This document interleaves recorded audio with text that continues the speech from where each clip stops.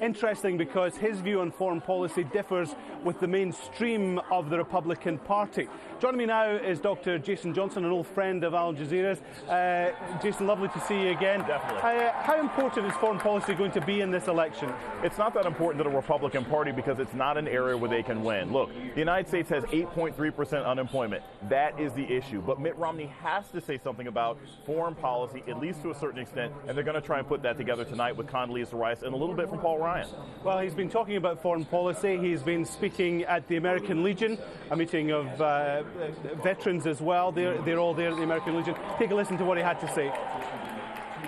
I came back home with an even deeper appreciation of the importance of strong ties with our allies, and with an even firmer conviction that there is a role that only America can play in the world.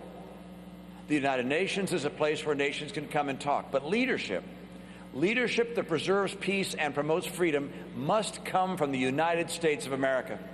Jason, is Mitt Romney ready to be president? His trip that he thinks helped shape his foreign policy view was described by one magazine which normally support him as a horn-honking, floppy-shoed clown show. Is he ready to be president? I mean, he's ready to be president of the United States, at least as far as everyone in this room is concerned, except for the Ron Paul supporters. But is he ready to be commander-in-chief, which is a slightly different role? That's what he's got to try and prove over the next 24 to 48 hours. And it's a real challenge. It's hard to prove that you can be commander-in-chief when you have never been in charge of the armed forces. Obama had that problem. Mitt Romney has that problem as well running.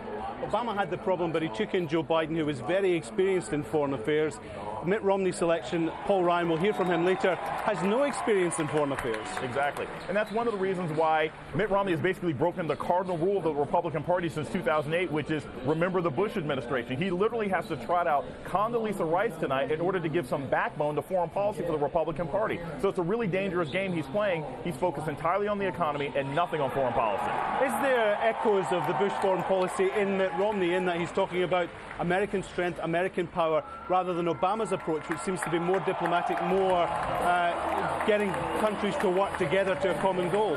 Well, here's the challenge. Let's say Mitt Romney becomes president of the United States. He's still got a Republican-controlled Congress that is extremely unhappy with American spending. He will be as, if not more, constrained in foreign policy than Barack Obama because the U.S. does not have the money to continue in any of the adventures that we're engaging in now. So I think he's going to speak a lot about aggression, sort of hint at the Bush policy, but we can't afford it anymore, and Romney knows it.